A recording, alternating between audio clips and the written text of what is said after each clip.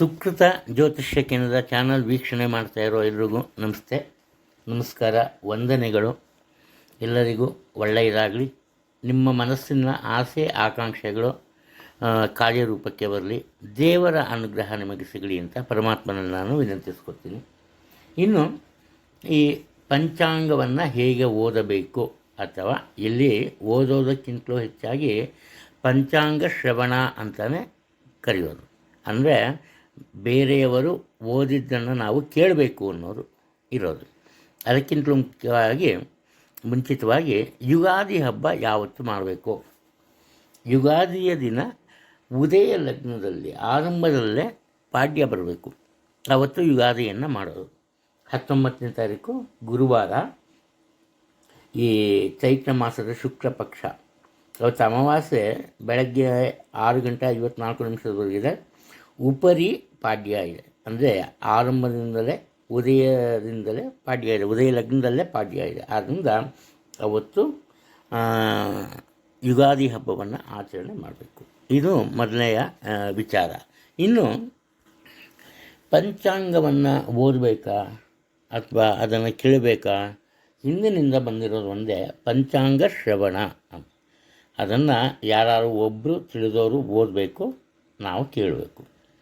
ಹಾಗಾದರೆ ಅದಕ್ಕೇನಾದರೂ ಪ್ರೊಸೀಜರ್ ಇದೆಯಾ? ಖಂಡಿತ. ಓದೋದಕ್ಕಿಂತ ಮುಂಚೆ ಪಂಚಾಂಗವನ್ನು ಬೇರೆಯವರಿಗೆ ದಾನ ನೀಡಬೇಕು. ಆನಂತರ ಓದುವ ಅಧಿಕಾರ ನಮಗೆ ದೊರೆಯುತ್ತೆ. ಅಂದರೆ ಓದೋರು ಅದನ್ನು ಮೊದಲು ದಾನ ಕೊಟ್ಟಿರಬೇಕು ಅಂತ. ಇದು ಧಾರ್ಮಿಕ ಗ್ರಂಥಗಳಲ್ಲಿದೆ. ಇಲ್ಲಿ ಯಾವ ವೇಳೆಯಲ್ಲಿ ಪಂಚಾಂಗವನ್ನು ಓದಬೇಕು?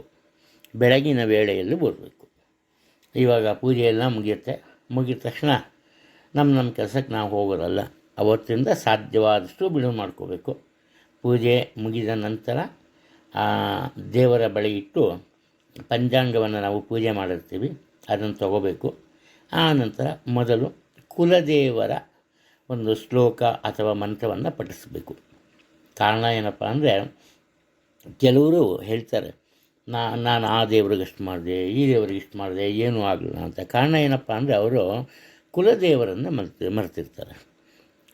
ಕುಲದೇವರು ಅಥವಾ ಮನೆ ದೇವರು ಮೊದಲ ಅದರ ಪೂಜೆಯನ್ನು ಆಗಬೇಕು. ಆ ನಂತರ ಏನು ಮಾಡಬೇಕಪ್ಪ ಅಂದರೆ, ಈ ಆ ಒಂದು ಏರಿಯಾದಲ್ಲಿ ಎಲ್ಲಿರ್ತಾರೆ ಅಲ್ಲೊಂದು ಗ್ರಾಮ ದೇವತೆ ಇರುತ್ತೆ. ಆ ಗ್ರಾಮ ದೇವತೆಗೆ ಪೂಜೆಯನ್ನು ಮಾಡಬೇಕು. ಅಥವಾ ಅದಕ್ಕೆ ಸಂಬಂಧಪಟ್ಟಂತಹ ಶ್ಲೋಕ ಅದನ್ನು ಹೇಳ್ಕೋಬೇಕು. ಏಕೆಂದರೆ ಪ್ರತಿಯೊಂದು ಭೂಮಿಯನ್ನು, ಕ್ಷೇತ್ರವನ್ನು ಕಾಪಾಡೋದೇ ಹೆಣ್ಣು ದೇವರು. ಅದು ಮುಖ್ಯ, ದುರ್ಗಾದೇವಿ.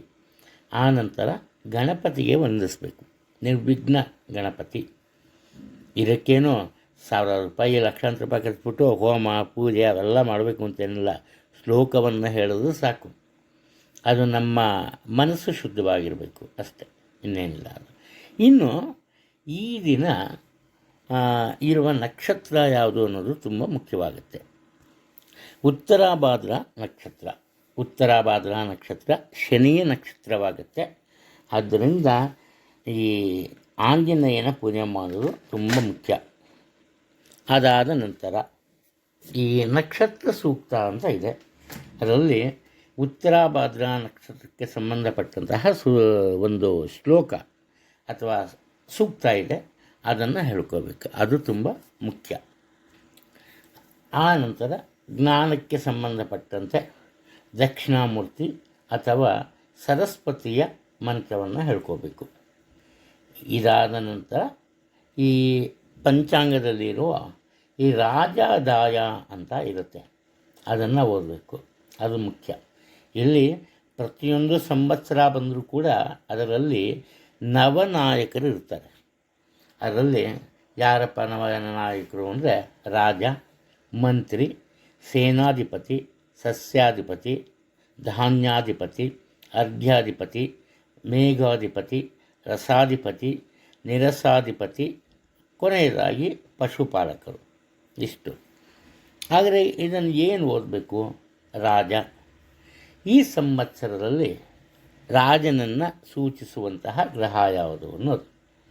ಇಲ್ಲಿ ಕಾರಣ ಏನಪ್ಪ ಅಂದರೆ, ಮೊದಲು ರಾಜನ ಬಗ್ಗೆ ತಿಳ್ಕೋಬೇಕು ಅಂದರೆ, ಈ ರಾಜನ ಸ್ಥಾನದಲ್ಲಿರೋ ಗ್ರಹ, ಆ ಗ್ರಹನೇ ಈ ಸಂವತ್ಸರ ಅಂದರೆ ಈ ಒಂದು ವರ್ಷ ಈ ಜನರು ತಮ್ಮ ದೈನಂದಿನ ಜೀವನವನ್ನು ಹೇಗೆ ನಡೆಸ್ತಾರೆ ಅಂತ.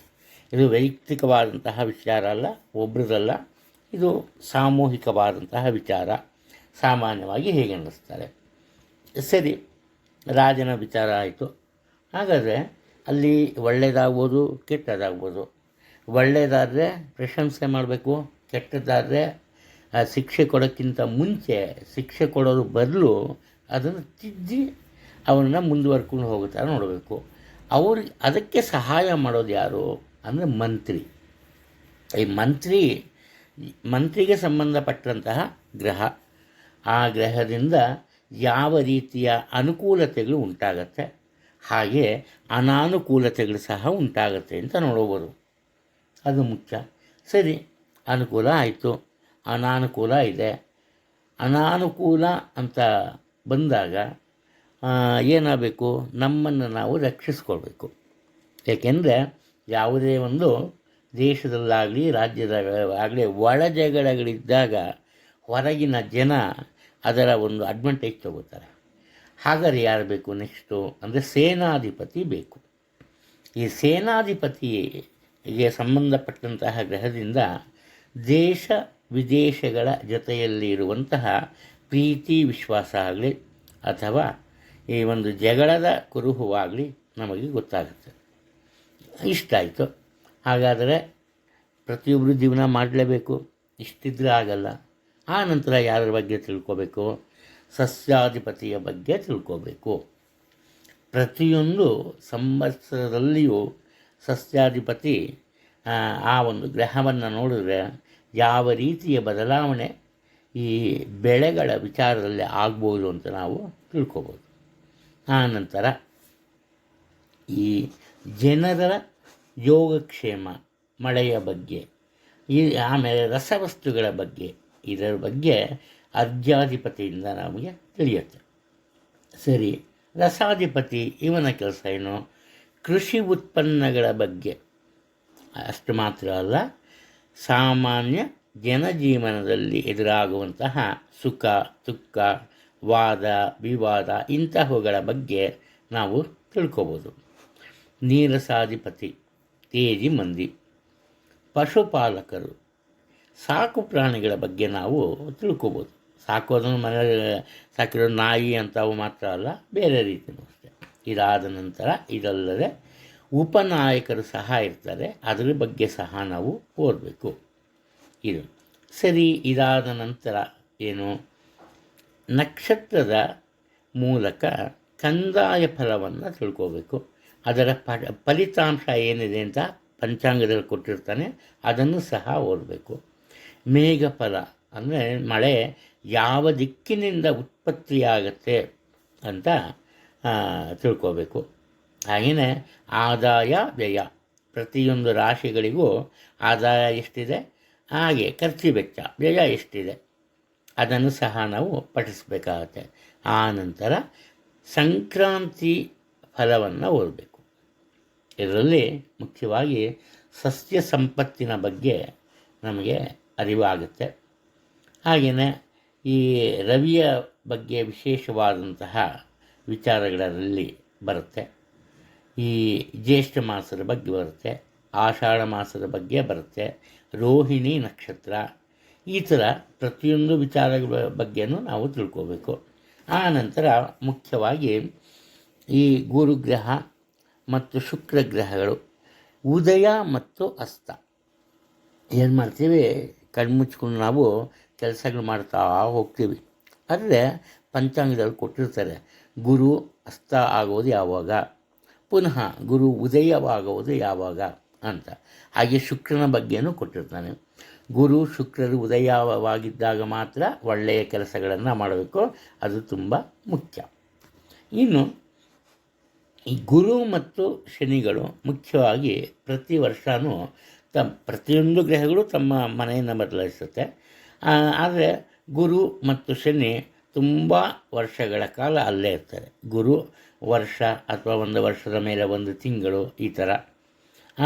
ಶನಿ ಬಂದು ಗೊತ್ತಲ್ಲ, 7.5 ಅಂತೀವಲ್ಲ, 2.5 ವರ್ಷ ಇರ್ತಾನೆ. ಇದ್ರ ಬಗ್ಗೆ ನಾವು ತಿಳ್ಕೋಬೇಕು. ಅಂದರೆ ಯಾವ ಮನೇಲಿ ಇರ್ತಾನೆ ಗುರು, ಯಾವ ಮನೆಗೆ ಹೋಗ್ತಾನೆ, ಅವೆಲ್ಲ ತಿಳ್ಕೋಬೇಕು. ಆನಂತರ ದಿನಶುದ್ಧಿ ಅಂದರೆ ಈ ಸಂವತ್ಸರದಿಂದ ಯೋಗಕರಣಗಳು ಅದರ ಬಗ್ಗೆ ನಾವು ಪಠಣೆಯನ್ನು ಮಾಡಬೇಕು. ಇದಲ್ಲಿರ ಪಂಚಾಂಗ ಶ್ರವಣವನ್ನು ಮಾಡೋದ್ರಿಂದ, ಅಂದರೆ ಸರಿ ಯಾರೋ ಬರ್ತಾರೆ ಪಂಚಾಂಗ ಓದ್ತಾರೆ, ನಮಗೇನು ಬೇರೆ ಕೆಲಸವಿರಲ್ವಾ, ನಮ್ಮ ಕೆಲಸ ನಾವು ಮಾಡ್ಕೋತೀವಿ ಅನ್ನೋ ಜನನೂ ಇರ್ತಾರೆ. ಕಾರಣ ಏನಪ್ಪ ಅಂದರೆ ಇವತ್ತು ನಾವು ಆ ರೀತಿ ಆಗೋಗಿದ್ದೀವಿ. ಕೇವಲ ಮನರಂಜನೆ, ಆ ಮನರಂಜನೆ ಸಹ ವಿಚಿತ್ರವಾಗಿದೆ. ಒಟ್ಟಿನಲ್ಲಿ ನಮಗೆ ಮನರಂಜನೆ ಬೇಕು. ನೇರವಾಗಿ ಏನು ಮಾತಾಡಲ್ಲ, ಇಲ್ಲದೇ ಇರೋ ಪ್ರಾಬ್ಲಮ್ಸ್ ನಂಗೆ ಬರಬಾರ್ದು. ಆದ್ದರಿಂದ ಇಲ್ಲಿ ರಾಜನ ಫಲ ಅದನ್ನು ತಿಳ್ಕೊಂಡ್ರೆ ಏನಾಗುತ್ತಪ್ಪ ಅಂದರೆ ನಮಗೆ ಸ್ಥಿರವಾದ ಸಂಪತ್ತು ದೊರೆಯುತ್ತೆ. ಮಂತ್ರಿಯ ಫಲದಿಂದ, ಮಂತ್ರಿಗಳಿರೋರು ಯಾಕೆ, ಇವಾಗ ನಮ್ಮ ರಾಜಕೀಯದ ವಿಚಾರನೇ ಆಗಲಿ ಒಂದೊಂದಕ್ಕೂ ಒಬ್ಬೊಬ್ಬ ಮಂತ್ರಿನ ಮಾಡಿರ್ತಾರೆ. ಯಾಕಪ್ಪ ಅಂದರೆ ಆ ಒಂದು ಉದಾಹರಣೆ, ಈ ಗೃಹ ಮಂತ್ರಿ, ಗೃಹ ಖಾತೆ ಅಂದರೆ ಪೊಲೀಸ್ನವರು ಇಂಥವರೆಲ್ಲ ಸರಿಯಾಗಿ ಕೆಲಸ ಮಾಡಬೇಕು. ಅವ್ರು ಕೆಲಸ ಮಾಡೋದು ಮಾತ್ರ ನಾವು ಖಂಡಿತವಾಗ್ಲೂ ಬಾಳೋದಕ್ಕೆ ಸಾಧ್ಯ. ನಾವು ಯಾವುದೇ ಹಬ್ಬ ಆಗಲಿ, ಯಾವುದೇ ಒಳ್ಳೆಯ ದಿವಸ ಆಗಲಿ, ನಮ್ಮ ಜನ್ಮದಿನ, ಬರ್ಡೇ ಆಗಲಿ, ಮೊದಲು ನಾವು ಇಬ್ಬರು ವ್ಯಕ್ತಿಗಳಿಗೆ ಮನಸ್ಪೂರ್ವಕವಾಗಿ ಕೈ ಎತ್ತಿ ಮುಗಿಬೇಕು. ಒಬ್ಬರು ಸೈನಿಕರು, ಇನ್ನೊಬ್ಬರು ಪೊಲೀಸ್ನವರು. ಇವರಿಬ್ಬರು ಇಲ್ಲದೆ ಹೋದರೆ ಯಾವೊಬ್ಬ ಮನುಷ್ಯನೂ ಈ ಬರ್ಡೇ, ಜನ್ಮದಿನವನ್ನು ಆಚರಣೆ ಮಾಡ್ಕೊಳಕ್ಕೆ ಸಾಧ್ಯನೇ ಇಲ್ಲ. ಏನೆಲ್ಲ ಆಗೋಗುತ್ತೆ ಪ್ರಪಂಚದಲ್ಲಿ. ಆದ್ದರಿಂದ ಮೊದಲು ಮಾಡಬೇಕಾಗಿರೋ ಕೆಲಸ, ರಾಜನ ಫಲದ ನಂತರ ಮಂತ್ರಿ, ಅಂದರೆ ಮಂತ್ರಿಯ ಫಲದಿಂದ ನಮ್ಮ ಜೀವನದಲ್ಲಿನ ಕ್ಷೇಮ ಸಮಾಚಾರದ ಬಗ್ಗೆ ಗೊತ್ತಾಗುತ್ತೆ. ಕ್ಷೇಮದಿಂದ ಇರೋದಕ್ಕೂ ಸಾಧ್ಯ ಆಗುತ್ತೆ. ಸರಿ, ಧನ್ಯಾಧಿಪತಿ, ಇದರಿಂದ ಧರ್ಮ ಬುದ್ಧಿ, ಅಂದರೆ ಇಲ್ಲಿ ಕೇವಲ ನಾನು ಚೆನ್ನಾಗಿರಬೇಕು ಅನ್ನೋದಲ್ಲ, ನಾನು ಚೆನ್ನಾಗಿರಬೇಕು, ಬೇರೆಯವರು ಚೆನ್ನಾಗಿರಬೇಕು, ಆ ಒಂದು ಭಾವನೆ ಇರಬೇಕು. ಅದನ್ನೇ ಧರ್ಮ ಬುದ್ಧಿ ಅಂತ ಹೇಳೋದು. ಈ ಧನ್ಯಾಧಿಪತಿಯ ವಿಚಾರವನ್ನು ಓದಿದಾಗ ಧರ್ಮ ಬುದ್ಧಿ ಬರುತ್ತೆ. ಇದಲ್ಲಿರ ಯುಗಾದಿಯ ದಿನ ಪಂಚಾಂಗವನ್ನು ಈ ಓದೋದಾಗಲಿ, ಆ ನಂತರ ಓದಿದ್ದನ್ನು ಕೇಳೋದಾಗಲಿ ಮಾಡಿದರೆ ಜನ್ಮಾಂತರದ ಪಾಪ ನಶಿಸಿ ಹೋಗುತ್ತೆ ಅಂತ. ಅಷ್ಟು ಮಾತ್ರ ಅಲ್ಲ, ಸಮಾಜದಲ್ಲಿ ನಮ್ಮ ಕೀರ್ತಿ ಪ್ರತಿಷ್ಠೆ ಹೆಚ್ಚಾಗುತ್ತೆ. ನಮ್ಮ ಜೀವನ ಸರಿಯಾದ ಹಾದಿಯಲ್ಲಿ ಸಾಗುತ್ತೆ. ಯಾವುದೇ ರೀತಿಯ ತೊಂದರೆಗಳೆದುರಾದ್ರೂ ಯಾವುದೇ ರೀತಿಯ ತೊಂದರೆ ಉಂಟಾಗಲ್ಲ. ಹಾಗೆ ಉತ್ತಮ ಆರೋಗ್ಯ ಇರುತ್ತೆ. ಆ ನಂತರ ತಿಥಿಯ ಬಗ್ಗೆ ಹೇಳ್ತೀವಿ ಪಂಚಾಂಗ ಶ್ರವಣ ಮಾಡುವಾಗ. ಈ ತಿಥಿಯ ಬಗ್ಗೆ ಹೇಳಿದಾಗ ಏನಪ್ಪ ಆಗುತ್ತೆ ಅಂದರೆ ವೈಭವದ ಜೀವನ ಅಂದರೆ ಕೇವಲ ಹಣಕ್ಕೆ ಸಂಬಂಧಪಟ್ಟಿದ್ದಲ್ಲ. ಉತ್ತಮ ಆರೋಗ್ಯ ಆಗುವುದು, ಮನೆ ಸ್ವಂತ ಬಾಡಿಗೆ ಮನೆ ಇದ್ದವರು ಸ್ವಂತ ಮನೆಗೆ ಬರ್ಬೋದು, ವೆಹಿಕಲ್ ಇಲ್ಲದೆ ಇದ್ದವರು ವೆಹಿಕಲ್ ಕೊಂಡ್ಕೋಬೋದು. ಎಷ್ಟೋ ಜನರ ಹತ್ರ ಕಡಿಮೆ ಬೆಲೆದು ಮೊಬೈಲ್ ಇರುತ್ತೆ, ಅವ್ರ ಒಳ್ಳೆಯ ಮೊಬೈಲ್ ತೊಗೋಬೋದು. ಈ ಥರ ವೈಭವದ ಜೀವನ. ಈ ವಾರನೇ ಮುಖ್ಯ, ದೀರ್ಘಾಯುಷ್ಯವನ್ನು ಸೂಚಿಸುತ್ತೆ. ಈ ವಾರಗಳ ಬಗ್ಗೆ ನಾವು ಕೆಲವೊಂದು ವಿಚಾರವನ್ನು ನೆನಪಲ್ಲಿಟ್ಕೋಬೇಕು. ಶೇವ್ ಮಾಡ್ಕೊಬೋದು, ಕಟಿಂಗ್ ಮಾಡಿಸ್ಕೊಬೋದು, ಇವೆಲ್ಲ ಮುಖ್ಯವಾಗಿ ಸೋಮವಾರ, ಬುಧವಾರ, ಗುರುವಾರ, ಶುಕ್ರವಾರ ಇರಬೇಕು. ಬೇರೆ ದಿವಸ ಮಾಡಿಸ್ಕೋಬಾರ್ದು. ಅದರಲ್ಲೂ ಚೌಲ ಮಾಡೋದು ಬುಧವಾರ ಆದರೆ ತುಂಬ ಒಳ್ಳೆಯದು ಅಂತ ಹೇಳ್ತಾರೆ. ಚೌಲವನ್ನು ಭಾನುವಾರದ ದಿವಸ ಕೆಲವರು ಮಾಡ್ತಾರೆ, ಖಂಡಿತ ಮಾಡಬಾರ್ದು. ಇವೆಲ್ಲ ನಮ್ಮ ದೀರ್ಘ ಆಯುಷ್ಯವನ್ನು ಸೂಚಿಸುತ್ತೆ. ನಕ್ಷತ್ರ ಏನಪ್ಪ ಸೂಚಿಸುತ್ತೆ, ಅದರ ಬಗ್ಗೆ ತಿಳ್ಕೊಂಡಾಗ ಅಂದರೆ ಪಾಪನಾಶವಾಗುತ್ತೆ. ನಾವು ಯಾವುದೇ ಪಾಪ ಅಂದರೆ ಕೆಟ್ಟದಾಗಲ್ಲ, ಯಾವುದೇ ರೀತಿಯ ತಪ್ಪನ್ನು ಮಾಡಿದ್ರೆ ಗೊತ್ತಿದ್ದೋ ಗೊತ್ತಿಲ್ಲದೇನೋ ಅದರ ನಾಶವಾಗುತ್ತೆ. ಆ ನಂತರ ಯೋಗ, ದೈನಂದಿನ ಯೋಗ ಇರುತ್ತೆ. ಈ ಯೋಗದ ಬಗ್ಗೆ ತಿಳ್ಕೊಂಡಾಗ ಏನಪ್ಪ ಆಗುತ್ತೆ ಅಂದರೆ ಕುಟುಂಬದಲ್ಲಿ ಇರುವ ಹಿರಿಯರ ಅಪಮೃತ್ಯು ಪರಿಹಾರವಾಗುತ್ತೆ. ಅದು ಅವರ ಆರೋಗ್ಯ ಚೆನ್ನಾಗಿರುತ್ತೆ. ಕೊನೆಯದಾಗಿ ಕರ್ಣ ಅಂತಲೂ ಬರುತ್ತೆ. ಈ ಕರ್ಣದ ಬಗ್ಗೆ ತಿಳ್ಕೊಂಡಾಗ ನಾವು ನಮ್ಮ ಮನಸ್ಸಿನ ಎಲ್ಲ ಆಸೆ ಆಕಾಂಕ್ಷೆಗಳು ಸುಲಭವಾಗಿ ಈಡೇರುತ್ತೆ.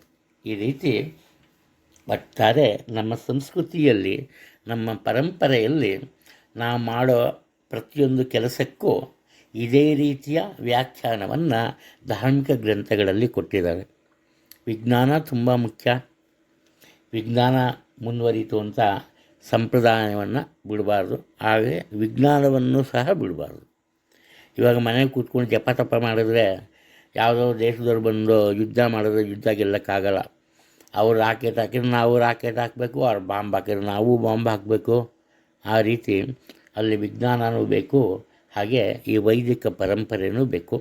ಇವೆರಡು ನಮ್ಮ ಎರಡು ಕಣ್ಣುಗಳಿದ್ದಾಗೆ. ಒಟ್ಟಾರೆ ಇನ್ನೇನು ಕೆಲವೇ ದಿನಗಳಲ್ಲಿ ಹೊಸ ವರ್ಷ ಅಂದರೆ ಯುಗಾದಿ ಆರಂಭ ಆಗ್ತಾಯಿದೆ. ಯುಗಾದಿಯ ಬಗ್ಗೆ ಅದನ್ನು ಓದೋದ್ರಿಂದ, ಪಂಚಾಂಗ ಶ್ರವಣದಿಂದ ಏನು ಉಪಯೋಗ ಅನ್ನೋದನ್ನು ಹೇಳಿದ್ದೀನಿ. ಇನ್ನು ಈ ಮುಂದಿನ ಸಂಚಿಕೆಗಳಲ್ಲಿ ಯುಗಾದಿಗೆ ಸಂಬಂಧಪಟ್ಟಂತೆ ರಾಶಿ ಫಲವನ್ನು ಸಹ ಹೇಳ್ತೀನಿ, ಅದನ್ನು ಕೇಳಿ. ಎಲ್ರಿಗೂ ನಮಸ್ಕಾರ. ಮತ್ತೊಮ್ಮೆ ಎಲ್ರಿಗೂ ಒಳ್ಳೆಯದಾಗಲಿ, ಒಳ್ಳೆಯದಾಗುತ್ತೆ. ಎಲ್ಲಿಯವರೆಗೂ ನಾವು ಒಬ್ಬರಿಗೆ ಒಳ್ಳೆಯದನ್ನು ಮಾಡ್ತೀವೋ ಅಲ್ಲಿಯವರೆಗೂ ದೇವರು ಯಾವುದೋ ಒಂದು ರೂಪದಲ್ಲಿ ಬಂದು ನಮಗೆ ಸಹಾಯ ಮಾಡ್ತಾನೆ. ದೈವಮಾಂಶ ರೂಪೇಣ ಅಂತ ಯಾರನ್ನೂ ಅಯ್ಯೋ ಅನ್ನಿಸ್ಬಾರ್ದು. ಯಾಕೆಂದರೆ ಪ್ರತಿಯೊಬ್ಬರಲ್ಲೂ ಖಂಡಿತವಾಗಲೂ ದೇವರ ಅಂಶ ಇರುತ್ತೆ. ಆ ನಂಬಿಕೆ ನಮ್ಮಲ್ಲಿರಬೇಕು. ಆಗ ಮಾತ್ರ ನಾವು ಸುಖ ಸಂತೋಷದಿಂದ ಜೀವನ ಮಾಡೋದಕ್ಕೆ ಸಾಧ್ಯ. ನಮಸ್ಕಾರ. ಎಲ್ರಿಗೂ ಒಳ್ಳೆಯದಾಗಲಿ.